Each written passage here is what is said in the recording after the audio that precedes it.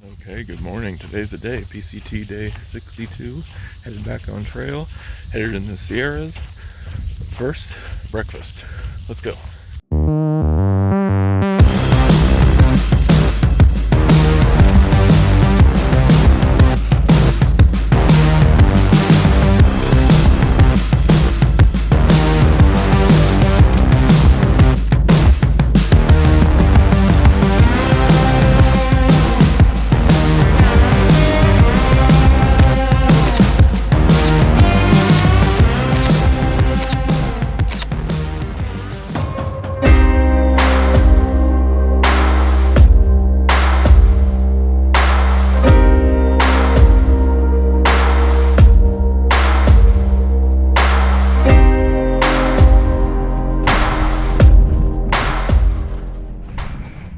Okay, back on the PCT, 10, almost 10:40.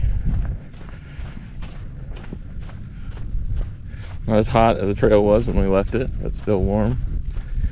We'll just see where we get. We've invited Wendy to be our travel. Yeah. Come on, Wendy. From here forward. All the way in.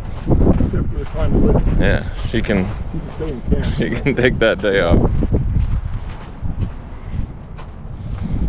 Everyone knows it's windy. As everyone knows it.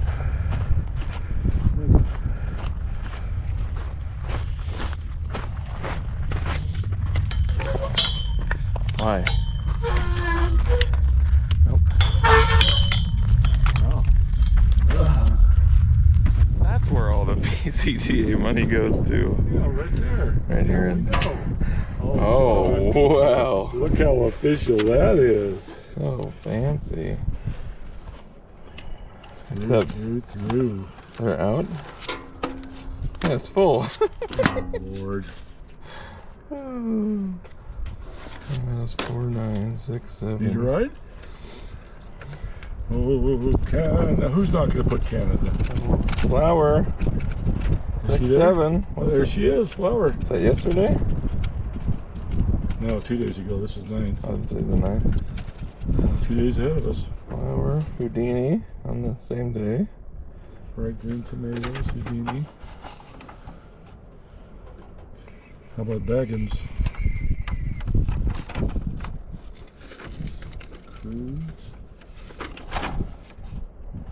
Shepherd. Is that the one from, didn't say where? I don't know, didn't say. Doesn't let you say where. That's stupid. Issued by. Why do they have that column? Hello? Are they giving them out Permit number. places? How many permit numbers got put in? A lot of them, actually. Looks like a charm. Yeah. Purple Joy. Purple Joy, there she is. On the 5th. Nice. And 5 days ahead of us.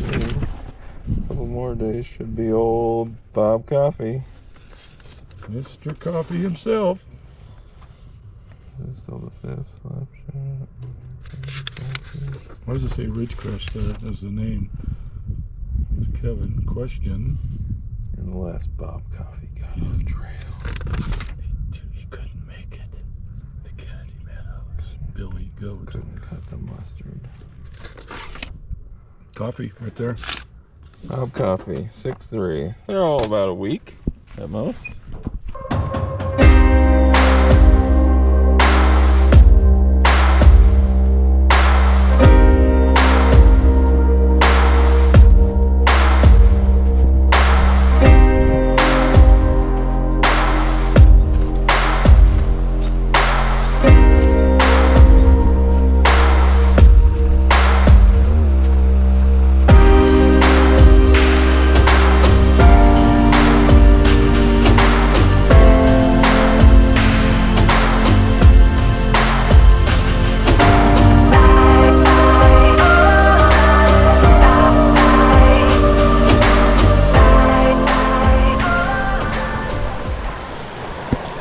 The other side down there, maybe? Or down here? See how cold it is.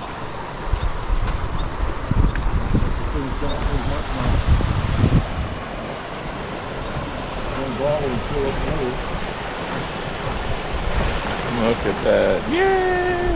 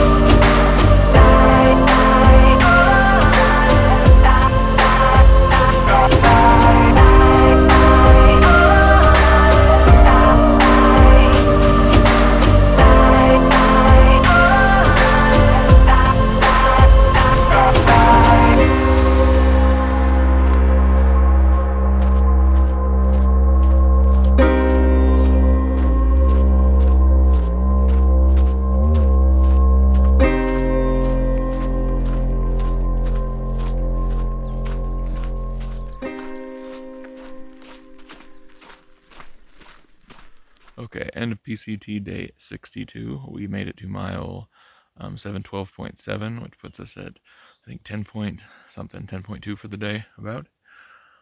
So yeah, we're officially out into the Sierras. It was still very hot today. We didn't leave.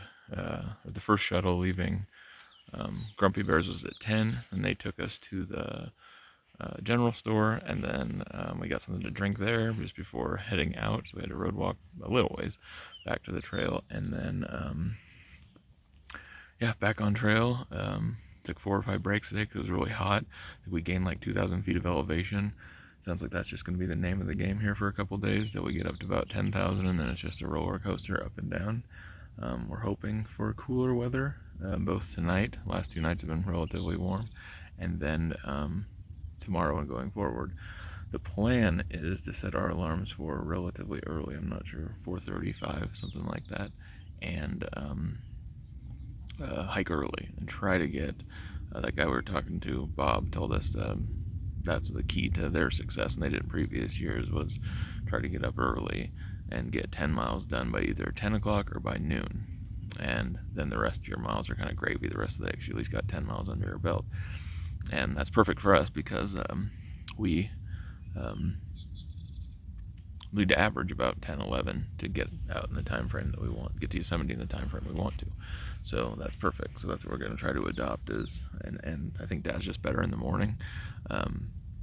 He's an early riser and has energy, and then late in the day, we talk about it's cooler late in the day, but late in the day, we just, both of us don't have the energy late in the day, even when it's cooler.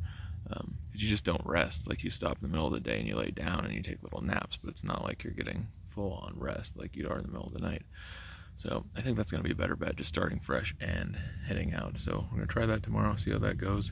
If we can get 10 done by 10 or even by noon, we're just, everything else is gravy after that, and we're just cutting into our average after that. So if we get 2 more, perfect. If we get 3 more after noon, and that's easy to do with the rest of the day, just kind of space it depending on how hot and the climbs, and water's going to be more readily available, has been already. So we cut down to 2 smart water bottles. I changed out into running shorts, which have been really nice.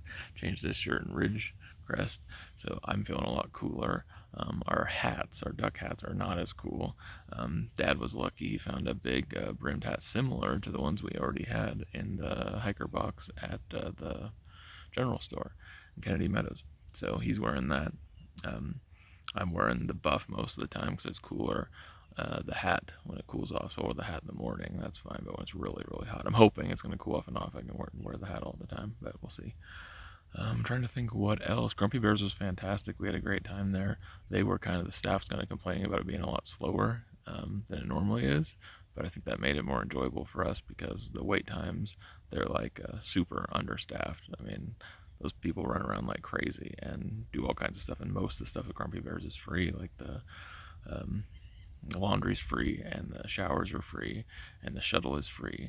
So it's just the food, which was good portioned, and the prices were good. I think, I don't know about beer prices and all that stuff, but they sold a lot of it. I hear they had good price on that. The soda was a little expensive for, it wasn't like we're getting refills on everything. Had to pay for each time, but outside that, the food was really good. The portions were huge. Everyone was, they're a little, fit the moniker grumpy, but sitting around there and having a 0, and we sat at the bar 2 of the days we were there and just kind of watched, and the things hikers ask for, and I noticed if it's like individual hikers, they're not too bad, but if it's like a group of hikers or get them together, like suddenly there's like this weird entitlement thing that is just like, oh, you're serving us or whatever. And certain hikers just, like, I ordered and I should have food in 10 minutes, and it's like they got one cook back there, they got one person taking orders up here. It's like, they can't afford to hire more people because it's the hiker rush, and then the rest of the time I'm sure they're not as busy. So it's like you can't, afford to do that because they wouldn't be able to stay open all year round just on what they make on the hiker rush if they have this huge staff. So they make do with what they've got, but some of the hikers are not so patient, not so kind, not so grateful, and not, I don't know, Some of them don't even try to help themselves before they're like, how does this work? And how do I do whatever?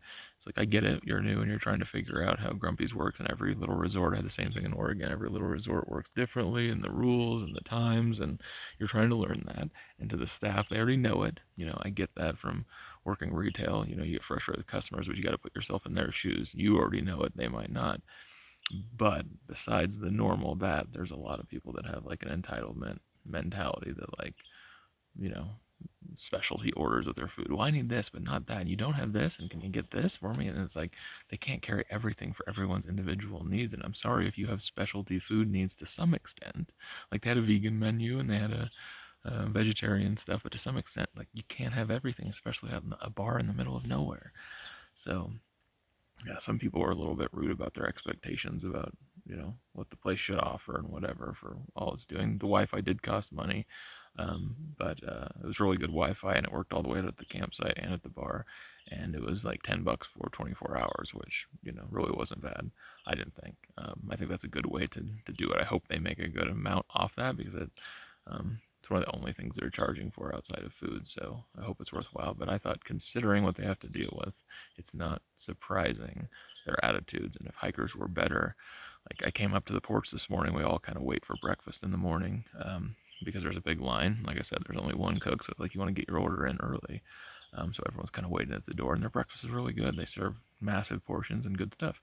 So everyone's kind of waiting out in this deck area, and I come up to the deck this morning. It's where the charging stations are. That's the other thing that's free. They got that all set up for you just to plug in stuff. And they got a ton of charging stations or outlets, and the deck is just a mess from the night before. And it's like shoes that hikers didn't want. They didn't put it in the hiker box, and they got trash everywhere, and they got whatever. And it's like it's already hard enough on the limited staff to serve the people. They also bring the food out to the deck, which kind of drives me crazy because it's like if you ordered the food, you kind of should wait around unless there's no room at the bar area. I would think wait around inside until you get your food and then take it outside. Then make the one person that's running the bar and the register run the food all the way outside for everyone. And then people just leave all their stuff when they're done, like it's just a basic restaurant. They just leave it sitting out there, and that drives me crazy too. It's like bring it back in and put it on the bar for them. Like that's the least you can do. Like this idea of just like I paid you and so I should have complete. You're my complete slave and I should do nothing. No wonder people are grumpy, at the place. No wonder. So I feel so. I went around this morning because I had time and we weren't getting in for breakfast and cleaned up the deck and kind of rearranged the chairs and cleaned up all the trash, and not a big deal, but it's like, why, just in the name of hikers, like we're not all slobs who just don't appreciate this stuff and leave a mess in our wake. And if we continue to be that, a lot of these places are going to say, forget it. We can't pay a staff to clean up after you, to completely babysit you, and to serve you at your beck and call. It's like if a place provides this stuff for free in a really good location, you don't have to go way off trail for it. You don't have to pay for a ride to. You're not having to pay for, you're saving hundreds of dollars on a hotel stay. There's showers, you know. There's a lot of good things that place offers, and all you have to do is, tip well and donate if you can, and you know, take care of the place a little bit, or at least take care of the stuff you brought or left or whatever. So just drop your stuff and like I'm out and just leave it. I just don't get that. But anyway, long huge rant, probably to now a super long video. But we're in the Sierras. We're super excited about that. Hopefully it cools down tomorrow. Yeah, we're down to like the last 37 miles of our whole deal here. Feeling good about that. In some ways, ready to get home, but excited for what's to come. Excited for a different locale besides the desert. Hopefully, the ups and downs aren't too bad. That's one of the things I don't know if Bob. I told you Bob mentioned to us. We were asking like advice on the Sierras, and I thought it was brilliant. He's like, there's a lot of up and down, and there's a lot of rock under your or granite under your feet, and a lot of staircases and a lot of high climbing. He's like, but it's so beautiful, you don't think about that. Whereas in the desert, it's not, and it's just suffering, and it's just hard. And so when it's an uphill or when it's really hot, that's all you think about because there's nothing else to take your mind off it. He said it's so beautiful in the Sierras that you don't think so much about that kind of stuff. And that's all we need to get us through the last little bit. So we're excited. So anyway, blah blah blah. Thanks for listening. Thanks for watching. There's a ton of support on the videos.